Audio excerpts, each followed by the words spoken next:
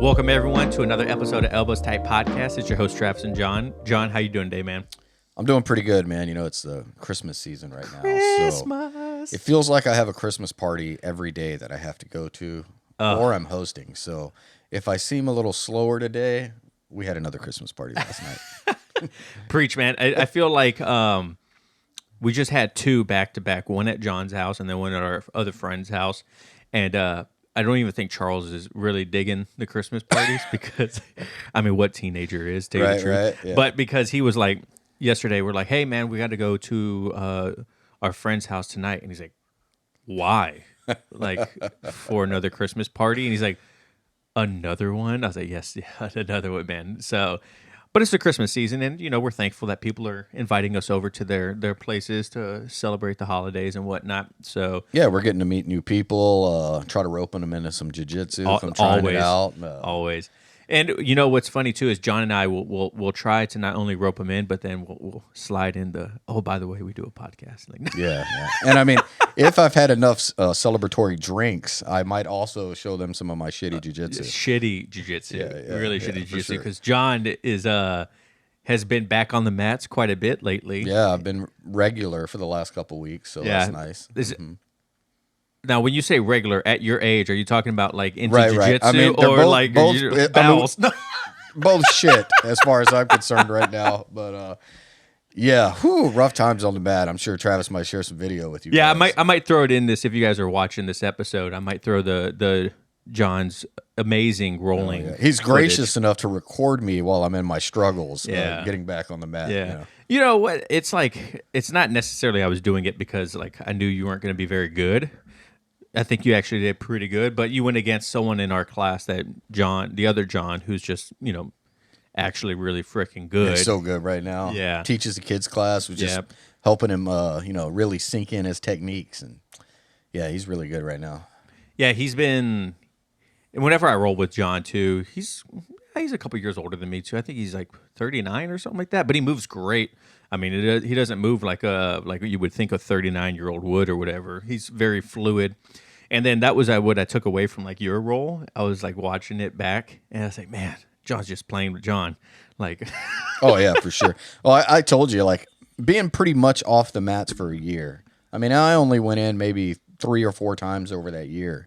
It's interesting getting to spar with some of the people I sparred with a year ago, like Justin. yeah, Night and day difference. yeah, Like, I bet. Night and day.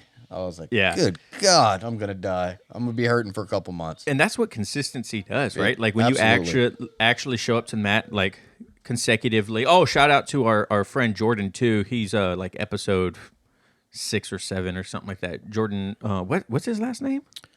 Alamore? Yes, yeah. If you guys haven't listened to his episode, it's really good. That was like our #1 episode for years, to tell you the truth. But he recently got his blue belt, and I'm sure rolling with him is completely different than, because he's been very consistent as well. I'm sure rolling with him is completely different than when we rolled with them last. But Justin, our buddy Justin, he's becoming an animal, man. Like, Yeah, he put a whooping on me. what happened? Give me a play-by-play. There's no I'm literally trying to breathe and survive. And, Justin's, he's definitely not 150 pounds, but now he's knowing how to work that whatever he's at. So Yeah. he's applying the pressure good. He's moving good. You could tell him and John have been working a lot. I was like, oh, man, by the time I get back into it, I'm just going to have to suffer. I'm like the dull knife in your kitchen that you can't even cut an onion with. You know what I mean? Like, that's where I'm at right now. I mean, you definitely. I wouldn't say you're a dull knife. Like you still have. Like I still won't let you get in mount, because even that one time that I rolled with you and you got into mount, I was like, dude, this guy's pressure, and he hasn't even been training, is still freaking ridiculous, man. Yeah, well, I just hope I'm going to stay consistent. That's the plan right now. At least the 2 classes a week for now. Yeah. Do you find it difficult to get back to those 2 classes a week, or has it been pretty easy? I mean, if you wouldn't have drove me that one day, I would not have went. Listen. So, I really wouldn't have went. I was know. not motivated. I only went once that week, and I was like, I'm just not going.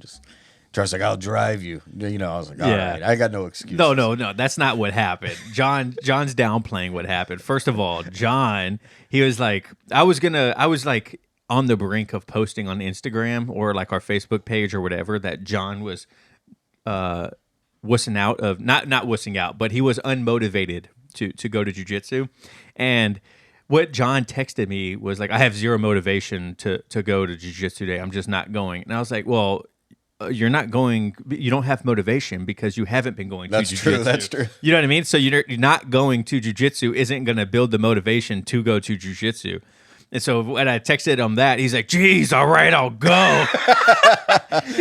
And I was glad I went. And it's for me, if I get into a routine and I'm fine.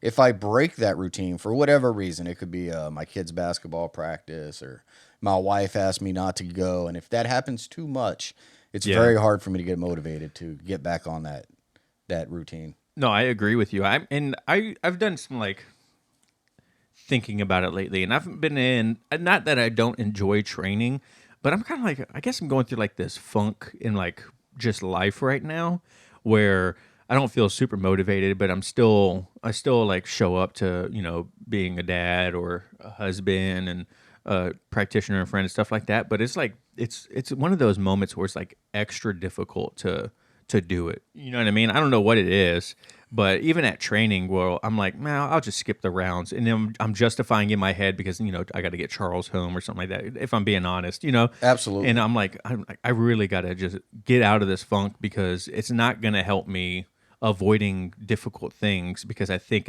I'm taking temporary or short-term gains of like easiness to avoid, and it's just going to cause long-term, repercussion. I wouldn't say repercussion, but it's like going to have a long-term effect if I continue to be like this, Oh, I get it completely. Like for me right now, I'm just trying really small goals.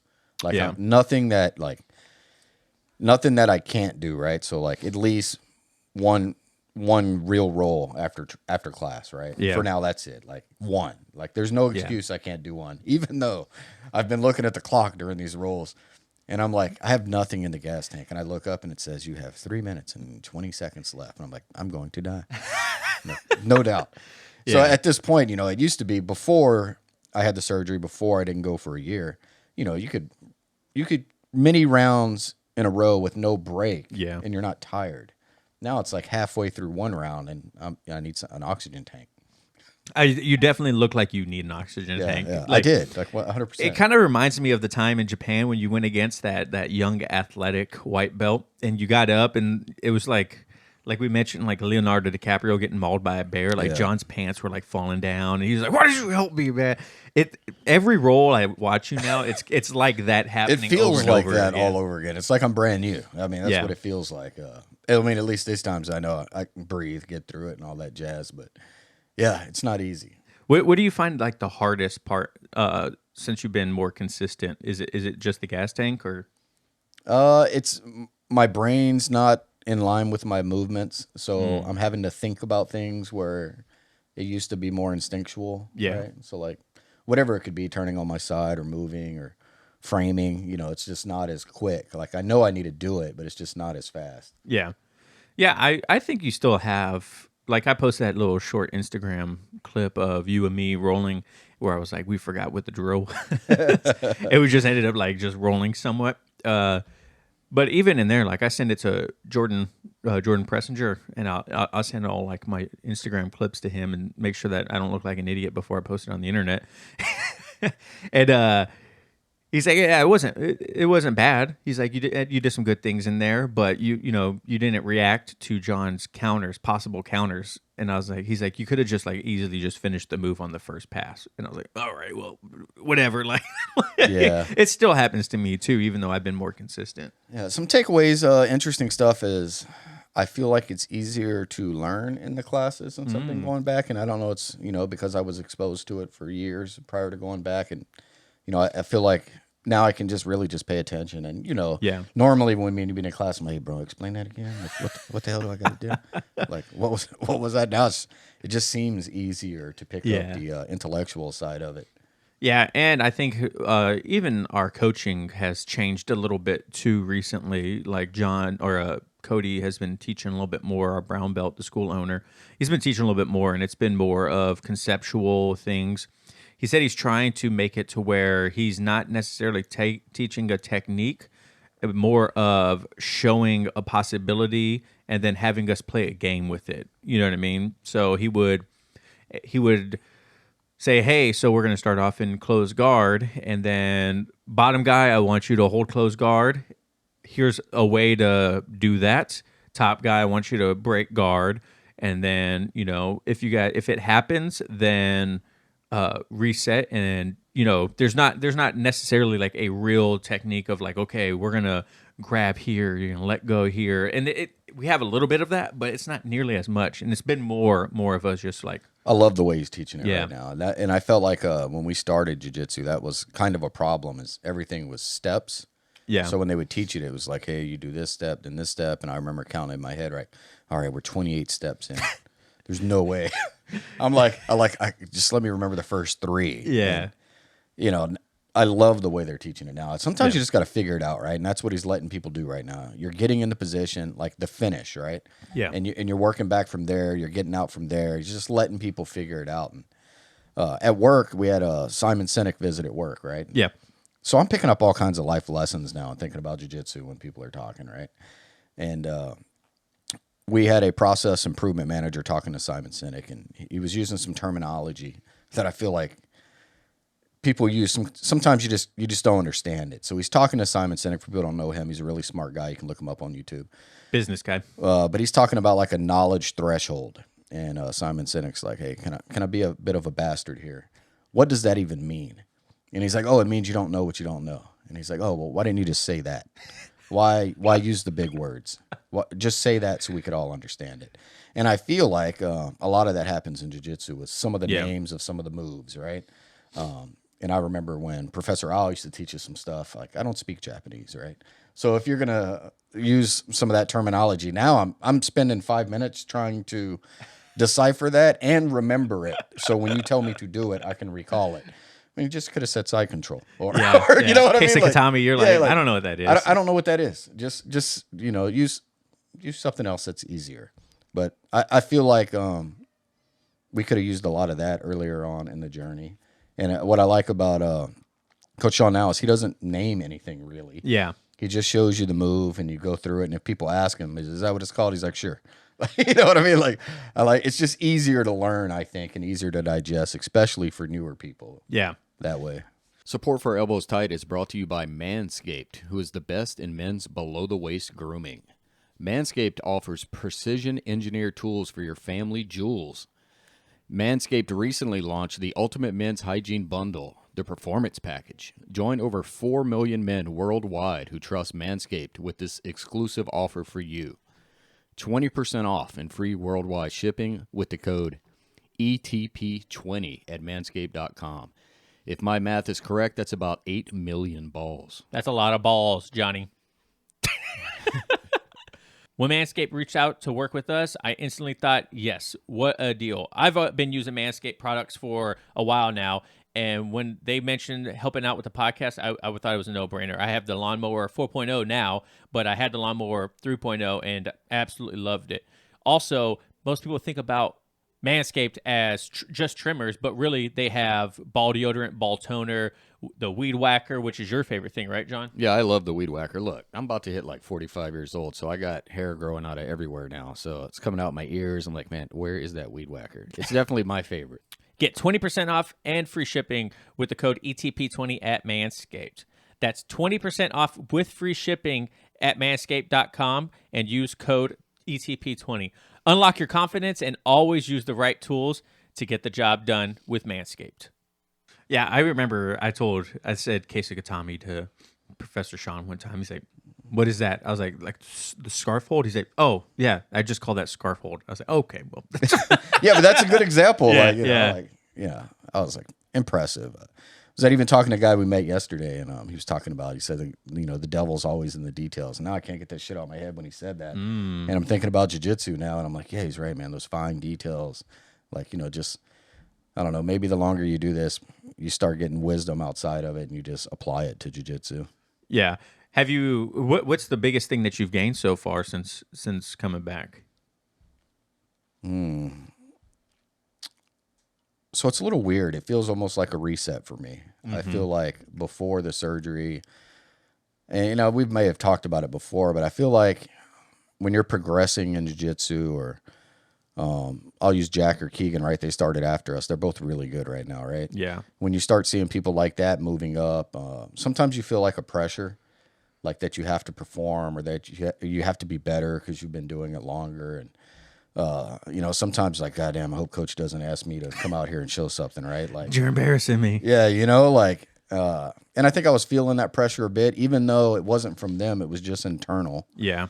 I feel just like a total reset right now, where I go and I just have fun. I really don't care how I look or what I'm doing. And I'm taking some of the lessons over the last year that I've heard, like, previous to that, if we were rolling, and I'm rolling with a 3-stripe white belt or whatever, the last thing I would want to be is submitted. So maybe I'm not putting myself out there on trying some of my submissions, maybe reaching out for a Kimura or whatever, right? Right. I'm just not. Now I'm like, the hell with it. I'm just shooting everything, and I'm finding myself in the worst positions known to man that I can't get out of. And, I don't care who submits me at this point. I'm just trying everything and reaching, and I don't feel any pressure. And my goal is to make sure I don't feel that pressure. Yeah, and I think that's an important aspect of anyone's journey, is these expectations that come along with your rank, whether it's a white belt with a couple stripes or a blue belt like we are, seasoned blue belts.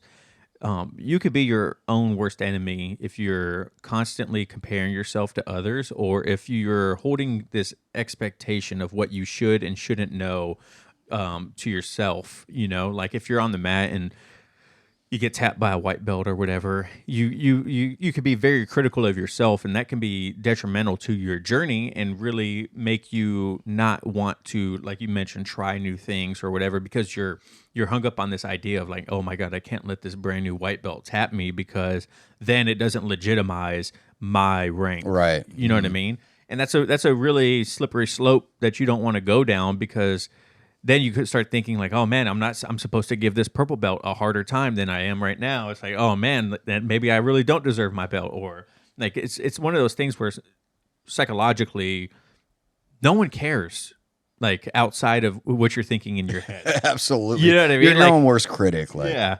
No one cares. Like if I get tapped by white belts now, like I got hit with a omoplata the other day, and from a white belt, this guy's like a 2-stripe or whatever. I was actually surprised. Like he executed it really good.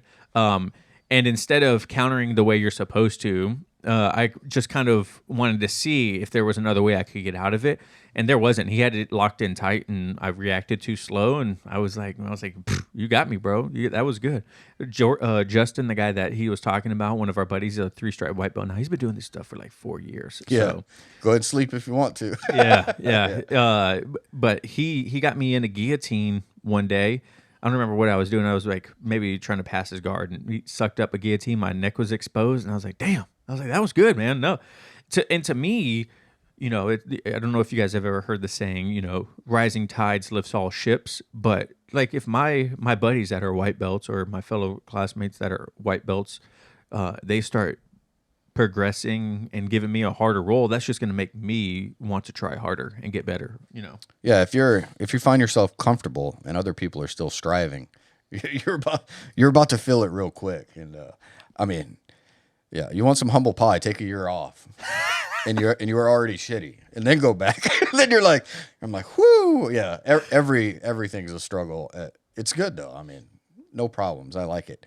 I'll tell you what though, I'm surprised. One thing I noticed is everybody likes to go for the knees and ankles, like right away now in class.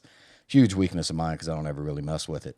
I'm like, good Lord, everyone's grabbing these ankles and knees, and I got to watch it. Yeah, I've been knee barring to people quite a bit lately. That's like my go-to submission lately, and it's just because, like I mentioned in a couple of previous episodes, I'm a little bit of a bigger guy to most people when I roll with them, so I try to play more of my bottom game in my like open guard, because smashing people is fun, but it doesn't really help my game if I'm constantly going to what works for me because of my size. So I play a lot more on my back and open guard. And my open guard sucks, but every once in a while I'll catch a leg. And if I catch a leg, there's a likelihood I'm going for a knee bar. So because it's just a very easy submission for me to go to, and to me, it's a safe submission because if you capture someone's legs, most people are, what are they going to do? They're going to stop and they're going to be like, holy crap, you have my leg. What am I supposed to do? And that can apply it really slowly, the submission, so it doesn't hurt people. As to where if we're like heel hook or something else, then, a jerk is going to cause them to hurt themselves or something like that. Yeah, But- I'm gonna have to go reread like maintaining your guard because my shit's getting passed like real quick. I don't even. I mean, I don't. I'm like, whoo, boy, I've actually got rusty at this. Like, I better go read a book or something. I'll post it'll probably go on Instagram, but John and I, we were doing like passing open guard, and I literally was just standing there and I was like moving his legs to the side, and he's like, Jesus, man.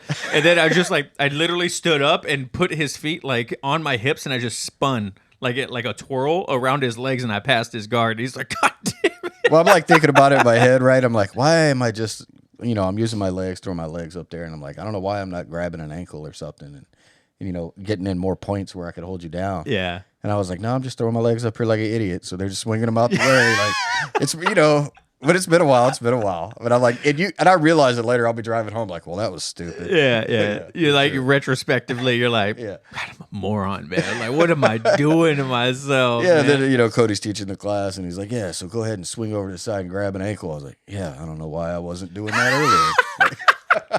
You're like another big one, right? It's like if you're trying to elevate their hips, but you're 6 feet away from them, it's not gonna work. You have to get under their hips to elevate their hips. And I'm sitting there thinking, like, I'm a fucking idiot, dude. Like, Yeah. I really appreciate the way we've been warming up too. I really like that. what's different about that? We're just drilling. Like Oh, just yeah. Jiu-jitsu drilling, Yeah, we still do it, like a few stretches and Yeah. a couple calisthenic things, but not nearly like a 30-minute warm up or something like that. I've heard some horror stories from some of you guys online of, you're literally doing a strength and conditioning class before your jiu-jitsu class. And I'm not gonna lie, I would probably quit jiu-jitsu if that was if that was our warm up, man. I'm good on that. If we run around in circles on the mat, I'm like, Jesus, man, God. I mean, that's just not good for my energy management at this point. Yeah, you I got need every calorie expended doing jiu-jitsu. your gas tank is like already like halfway full when Yeah, you I'm show like, up to Jesus. jiu-jitsu. Yeah, I mean, I don't know about everybody else, but on training days, I'm even strict on the diet. Like, Yeah. I want to make sure I can show up to class and be comfortable. Yeah, what do you do before class? Like, do you do anything special? Like, do you eat something? Do you have like carbohydrates, or what do you do before class? So generally, if we're just talking diet, like I end up fasting just like you do for the most part. Yeah. The last meal I prefer to eat is around 3:30, 4 o'clock in the afternoon. That's interesting. And then I'm not going to eat breakfast till 8 o'clock the next day. Yeah. 8 a.m. So that's a long time. Yeah. On training days, the last time I'm going to eat is probably 1 o'clock. And it's going to be something like white rice and chicken. Like, I do not want, to eat 2 pieces of pizza and drink something and then go to class I don't know how people are, but when you show up at class and if like your stomach's upset or Yeah. you're feeling like bloated or something, it makes training horrible. If you're Horrible. burping the whole time and you're like, oh my God, like I don't want that. So I try to really, I want to say eat bland and feel my best when we start class. Yeah, I'm right there with you. I'll eat some fruit or something around. I usually I get home around 3 o'clock in the afternoon from work, and so I'll eat until maybe 3:30 at the latest. And it's mostly like you said, like I might have a PB&J, something simple that's not heavy, some fruit, an apple, banana. Actually, I probably wouldn't eat a banana because that stuff sits in my stomach and I'll be burping up. But I'm like, And nobody wants that, right? You're like, right. And then I'll like drink like my pre-workout or something like that, and then drink a bunch of water before that also to make sure that I'm like hydrated. Because I've definitely gone to class before where I don't drink like my usual amounts of water, and I'm sitting in class, I'm like, God, I feel like trash, man. Yeah, I've really been looking into it. I'm not diabetic, and I'm sure some people are that probably listen to this, so I know diet's a big part of it. But I follow a guy on Facebook who wears a monitor 24/7, and he shares the results of what his blood sugar looks like after he eats certain things. because you know how it is, right? Sometimes you eat and you just feel like crap afterwards. Yep. That's Yep. really your blood sugar just spiking and then you're tanked, right? So now I even look at what he's eating and showing. So I'm like, okay, I can eat that. My blood sugar won't spike before class. But yeah, definitely trying to maximize the class time where I feel good and I have energy. That's what Yeah. I'm looking for. Yeah, it makes sense. You don't eat after class then either? You don't have like a protein shake or anything like that after class? I do that Heal protein from the Amino Co. Yeah, that's now what I do for instead of eating, it's like liquid calories. Right after class or right when Yeah, you get right home? when I get home. Mm-hmm. Yeah. Yeah, I don't really like John mentioned, I do intermittent fasting. I typically eat 7 or 10 a.m., 9 or 10 a.m., depending on how I'm feeling. Sometimes I can't wait until 10 a.m. because my stomach, I'm just like, ooh, I got that emptiness feeling. I'm like, I need to eat something, man. Or I'm like, something just doesn't feel right. So I'll eat 9 or 10 a.m. and I don't eat again, and I'll eat until 6 or 7 p.m., which I know you said is too late for you, but it works for me because then I wake up super early, so I can't wait too late in the day to eat because I'm just like so hungry. I wish I had like personal trainer money where I had like a personal chef. You know, somebody's making Yeah. all these nice clean meals. You stay energized. You know, I really try to plan around it. Like even that Christmas party we went to yesterday, I didn't want to eat there. So Yeah. I made sure I ate something healthy at home and like ate that before I went there just because Yeah. I didn't want to feel like shit today or any of that stuff. I've been Lordell bought some chicken thighs lately, and I got this. If you guys watch YouTube, Guga Foods on YouTube, I bought his seasoning, pretty good. But I've been eating like yesterday, like kind of like what you said. I felt like I hadn't had really any protein, so I like fried up some seared some chicken thighs real quick and ate that before we went over. I was like, God damn, this stuff is so good, man. Yeah. So, but what's your goal for your jiu-jitsu right now? Well, Besides the 2 classes, do you have like a technique or something that you want to get back that you feel is missing besides your showing up in your cardio? Well, so goals, definitely moving into 2023. I want to be consistent. And I think I'm just going to really try to go with whatever the class is teaching, right? Like, generally it used to be if they taught whatever they're teaching, Kimura's or whatever. Maybe I had something I wanted to work on, right? Because maybe we went through Kimura's 50 times in the last 3 or 4 years. So as soon as rolls were starting, I was just doing my own thing, right? And I think this time around, I'm just going to focus on whatever the class is doing. I'm just going to shoot for it while we're rolling. I'm really going to put myself out there. I'm sure I'm going to get submitted a million times, but I really don't care. Yeah. So I don't know. I just want to be more playful, more fun, more open. And no, I'm probably not going to do much internet researching at all and just go with whatever the class is teaching.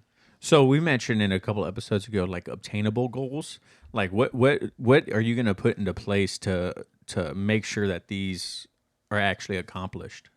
That's interesting. So I'm kind of doing that now, right? Right now the minimum is 1 roll at the end of class, and that's where I'm really just being free playing and shooting for whatever I want. But what I'm doing is what we went over in class in there. Like I'm not trying anything else. That's why even with John, I kept reaching out for his arm. I was trying, even though he was killing me and crushing me. Yeah, yeah. They kept putting me underneath him. I was like, whatever. I don't know. I think I'm going to have to treat it like I'm going to have to increase incrementally at least times 1 for every class. So what I mean by that is for the last 2 weeks, I've been doing the 1 roll, right? So maybe for the month of January, I'll make sure it's 2. So, okay. So I'll fail if I don't do two rolls after class. And I know a lot of people are thinking 2 rolls, that ain't shit. But what we're doing in class right now is a lot of sparring. Yeah. Like we're putting it in the class. Yeah. So we're getting a lot of that. Like you feel like you've rolled by the time class is over. Yeah. Like you've gotten that cardio that you wanted and that struggle. Yep. Because the way we're doing it is you're being put in a position and then we're spending 2 or 3 minutes back and forth trying to get out of it or reverse it. So I think I'm going to go with something like that. That way it's measurable too, right? So if I do 1, I failed. 2, I did good. And I think I'm just going to try to increase that each month. Yeah. That makes sense. Everyone, this episode is brought to you by Manscaped. This holiday season, I'll be giving thanks to our friends over at Manscaped. Everyone loves turkey and stuffing, but you'll be looking like dessert with the help of Manscaped's Performance Package 4.0. The leaders in below-the-waist grooming have blessed you with the ultimate Thanksgiving dinner topic. Tell your in-laws about your new cutting-edge ball trimmer and gift yourself or the man in your life the ultimate men's hygiene bundle. Trim your pumpkins by going to manscaped.com and use code ETP20 for free shipping and 20% off. Recently, John and I have received the shampoo, conditioner, and deodorant. And I'm not lying to you, I probably won't ever use any other shampoo and conditioner and deodorant. John, how do you like it? Man, I 100% love it. And matter of fact, the deodorant is probably my favorite. It's also aluminum free, which is something I look for in all my deodorants. Yep. Not only do I like it, but my wife loves it. Yeah. And what's nice about the shampoo and conditioner and deodorant, it has that Manscaped smell, but it's not super overpowering. The deodorant, I can't talk highly enough about the deodorant. Just something about it. I feel great. It goes on thin, aluminum free. As far as the materials they used for the shampoo and the conditioner, it's not a cheap bottle. It's metal. It is nice. I was thoroughly impressed. Get 20% off and free shipping with code ETP20 at manscaped.com. That's 20% off with free shipping at manscaped.com using code ETP20. Be thankful this holiday season for the best gift of all from Manscaped. Your balls will thank you. Thank you, Manscaped, for sponsoring this episode. My goals are pretty much similar to that. Personally for jiu-jitsu, I mean, if I could get my purple belt by the end of 2023, that'd be dope. But if that doesn't happen, then it doesn't happen. It's not a big deal to me. It's kind of a back burner goal. Like, I don't want to focus on it too much because I don't want it to inhibit me from enjoying the process again. You know what I mean? But yeah, I would definitely like to spar. Right now I do about 2. I would like to get to January I would like January to be 2 sparring, at least 2 rolls, and then for the rest of the year 3 to 4 rolls at minimum. But it's hard because sometimes we get out of class late, and it's like if it's 7:30 and we're bowing out, I'm sorry, I can't roll. I have to go. Like, my marriage is more important than my jiu-jitsu. Well, I mean, you can face it, right? Like, yeah. When we go to class, it affects the next day. Yep. Like, I'll be honest, I'm never as sharp at work the next day because I have a hard time sleeping nights after class. After jiu-jitsu? Really? Yeah, because I'm too keyed up. Like, my mind's wired. My body's still got adrenaline running through it. And I'm old. I normally go to sleep like 8:30, 9 o'clock. Same here. So on nights we do jiu-jitsu, I can't fall asleep till damn near midnight. And the alarm's gone off at 4. So it's just the way it is. I actually sleep better on jiu-jitsu nights. How about you guys? Are you guys having a hard time at home with jiu-jitsu or sleeping after jiu-jitsu, or is it pretty easy for you to sleep after jiu-jitsu? Because for me, it's easy. I'm exhausted. I get home. My kid's already asleep. My wife is chilling. We'll hang out until like 9 o'clock, and then I'm like, all right, I'm going to bed. Like, no, my mind is on full blast after class. You don't do anything to like decompress after you get home, or? There's not enough time. It takes me hours to decompress. I don't know. I'm not like that. I wonder if that's for anyone, though, that maybe people that work out late at night or somebody that runs on a treadmill at 8 p.m., like gets the blood pumping. Yeah, I don't know. Maybe that's an interesting. Maybe I wonder why it's like that for you. Has it always been like that? Yeah. Yeah, so I would like to minimum of 3 rolls if time permits. I would like a minimum of 3 rolls after every class. And also, I really want to get better at inverting. I am terrible at inverting, and I watch like some of our friends. And I'm like, man, I really want to learn how to invert. Not necessarily because I think it looks cool too, but like for guard retention, a lot of people invert, and they'll berimbolo or they'll Granby roll or whatever to like have guard retention. My guard, like I mentioned, my open guard's not very good. So if I could learn to utilize an inversion to help with my guard retention, I would really like that to be. Shoot, if I could get that within a couple months, I would really appreciate that. If you guys have any tips out there or any people that you watched on inverting, please let me know, because I would really like to learn how to implement it in my game. Even though I'm a little bit of a bigger guy. I was about to say, it seems like the taller, lankier guys have an easier time with that. Or shorter, skinnier. Yeah. And I'm kind of like right in the middle. I'm like, yeah, I mean, my stomach's in the way for inversion, like that's another obstacle. Right. So that's like a technical side of jiu-jitsu I'd really like to do. Also, expanding my leg attacks too. If I could learn how to do more leg attacks, You remember when we first learned straight ankle locks? Yes. And like we would hit them all the time. And you probably still could. They're not on the. Well, they're on a lot of people's mind now. Yeah, I would really like to get back into some straight ankle lock game because, like, if I go to that knee bar, like how I get into my knee bars, I should probably like go for straight ankle locks because, I don't know, it's an easier move, not necessarily easier, but it's another move. But yeah, I would like to those two things get back into or get more leg locks under my arsenal, and then be able to fluidly invert for guard retention or whatever by the end of the year. But we'll see how that goes. So now that I hear some of your goals, I'm like, okay, I could add a few more to mine now.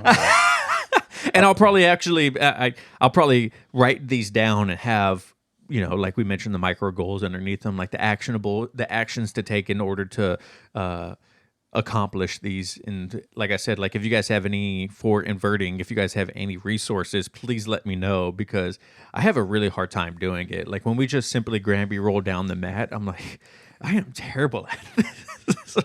If anyone's ever seen me try any of that, you'll laugh. Yeah. So, but hey, John, you got anything else, man? I don't think so, man. Looking forward to meeting those goals.